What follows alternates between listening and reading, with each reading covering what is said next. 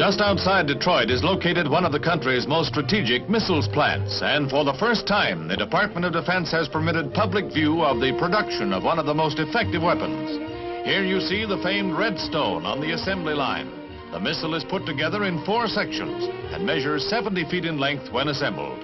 The rapid production of Redstone is one of the answers to criticism leveled at the government for the lag in the missiles program.